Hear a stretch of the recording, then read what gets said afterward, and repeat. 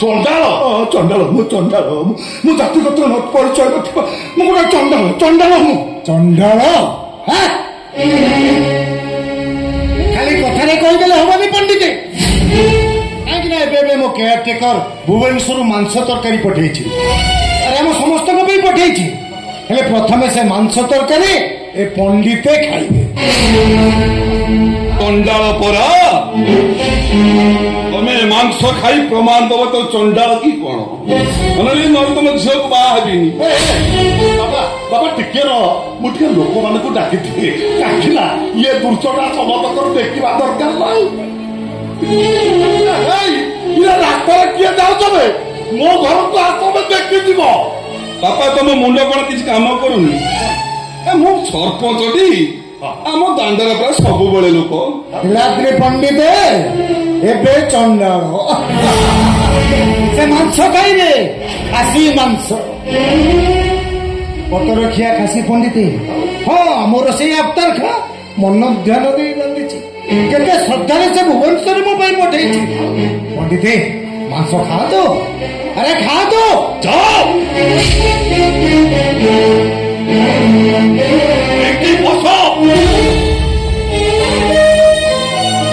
ମାଂସ ଖାଅ ଭଲ କହୁଛି ଖାଅ ନହେଲେ ତମ ଝିଅକୁ ବାହା ହେବିନି କହିଦଉଛି। ଖାଉନ କିଛି ରହିବା ଲୋକମାନେ ଦେଖନ୍ତୁ ନୀଳାଦ୍ରି ପଣ୍ଡିତ ମାଂସ ଖାଉଛନ୍ତି। ସେମିତି କେମିତି ହେବ? ଆଉ ମନ୍ତ୍ର ପଢିବେ ନା ପଣ୍ଡିତଙ୍କ କଥା କଥାରେ ମନ୍ତ୍ର କଣ ମତେ ତମର ଚାଲିଲେ ମନ୍ତ୍ର ବସିଲେ ମନ୍ତ୍ର କଥା କହିଲେ ମନ୍ତ୍ର ଖାଇବା ପୂର୍ବରୁ ମନ୍ତ୍ର ପଢ ମନ୍ତ୍ର ପଢ। सहना भवतु सहनौ भुनक्तु सह वीर्यं करवावहै तेजस्विनावधितमस्तु मा विद्विषावहै। ओम शांति ओम शांति ओम शांति।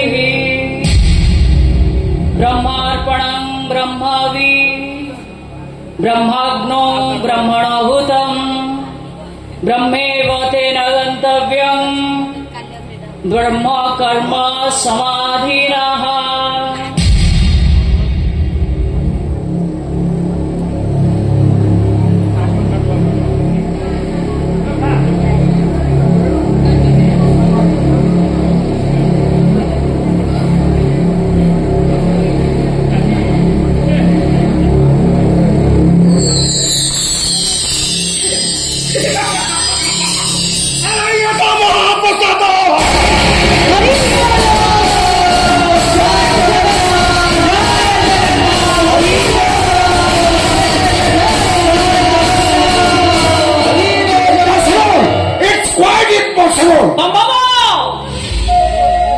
संभव धवलेश्वर बाबू सबु संभव। गीता कहे ये देह कुरुक्षेत्र एटी पापी अछंती पुण्यात्मा भी अछंती।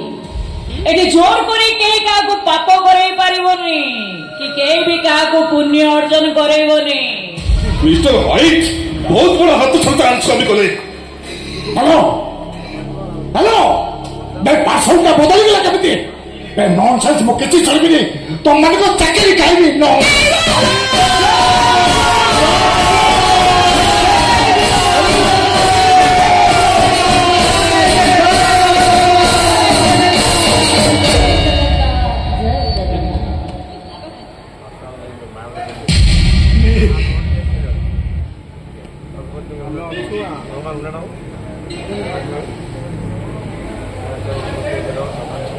किए तू तू मंत्र पढ़िले अभक्ष्य भी महाप्रसाद से तुलसी नमा बिना तुलसी रे प्रसाद महाप्रसाद हुए नी सत। आज तुम जो मो घर मोरी पाखे मो परिवार सहित तुलसी घर को डाकुଛନ୍ତି खुशी हो ना। आज आम घर समस्त सहित मिलमिशी रहा। हाँ मु तुम दिजन हाथ धरी मो दांडे चल चल मो घर को नेबी आ समस्त देखिए कह देख नीलाद्री नंद शर्मा ता पुओ बहु को हाथ धरी घर भीतर को नहीं जाती। ଆସ ଆସ। କିନ୍ତୁ କାହିଁକି ଆମକୁ ନେବେ? ତୁଳସୀ ମୁଁ ମାନୁଛି ଜଗୁନି, ତମ ନନା ମତେ ତମ ଘରକୁ ନେଇଯିବେ। ତାପରେ ତମ ଦିଅ ପତିତ ପାବନ କଣ ହବ ତାଙ୍କର? କେମିତି ପୂଜା ପାଇବେ ସେମାନେ? ତମେ ଆମ ପତିତ ପାବନକୁ ପୂଜା କଲେ ମୁଁ ମନା କରିବିନି ବୋମା। କିନ୍ତୁ ସେଇଟା ତ ଆପଣଙ୍କ ଘର କଥା। ମୋ ଘର କଥା ମୁଁ ନିଷ୍ପତ୍ତି ମୁଁ ନେବି। ଶ୍ରୀମନ୍ଦିର ଭିତରକୁ ଆପଣ ମତେ ନେଇ ଯାଇପାରିବେ?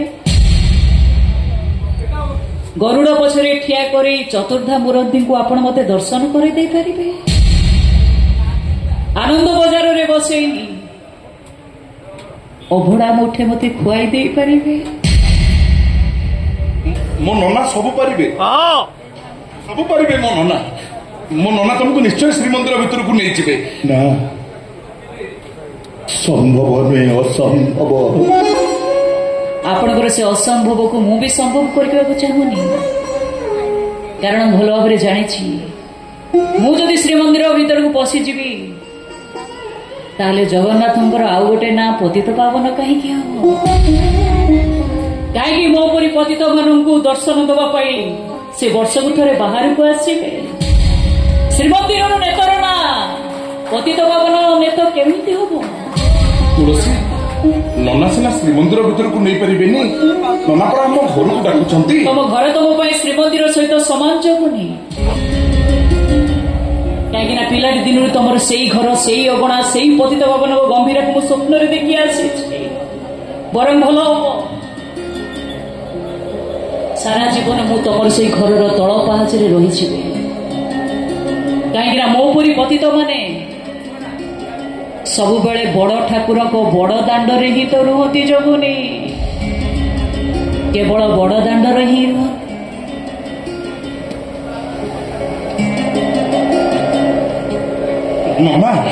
ଜଗୁନି ମନେ ଥାଏ ଯେମିତି ତମେ ପତିତ, ବିଧର୍ମୀ, ଅଛୁଆଁ। ଛୁଅନି ତାଙ୍କୁ, କାହିଁକି ନା ସିଏ ବ୍ରାହ୍ମଣ, ତମେ ପତିତ। ନା ନା ମୁଁ ଆଉ ବ୍ରାହ୍ମଣ ନାହିଁ, ମୁଁ ଚଣ୍ଡାଳ। ଚଣ୍ଡାଳ ମୁଁ ଦେଖୁନ ମୋ ଦେହରେ ପବିତ୍ର ନାହିଁ, ମତେ ସମସ୍ତେ ଛୁଇଁ ପାରିବେ। ଆସ ଆସ। କିଏ କହିଲା ଆପଣ ଚଣ୍ଡାଳ ବୋଲି? ଦେହରେ ଉପବିତ ନଥିଲେ ବି ଆପଣ କଣ ବ୍ରାହ୍ମଣ ନୁହନ୍ତି? ବ୍ରହ୍ମ ଜାନାତି ଇତି ବ୍ରାହ୍ମଣ।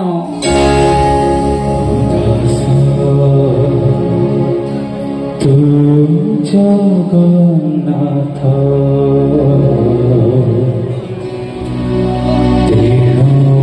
ଦାସ ଜଗନ୍ନାଥ ସଂସାରେ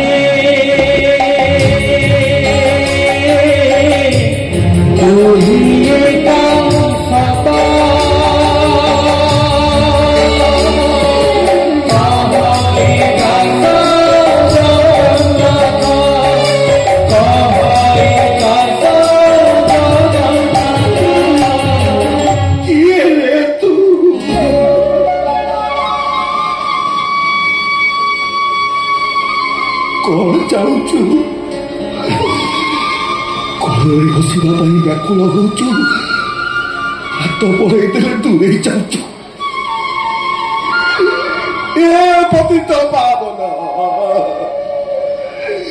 ଜୀବନ ସାରା ମୁଁ ତମରି ସେବାରେ ତମ କିଛି କଟେଇ ଦେଇଛି। ମତେ ବାଟ ଦେଖାଅ ପ୍ରଭୁ, ଏ ପରିସ୍ଥିତିରେ ମୁଁ କଣ କରିବି?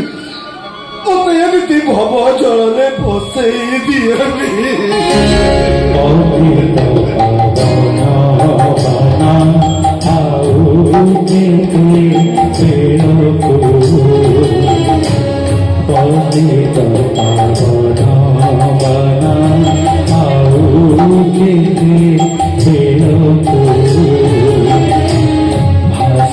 ভাসি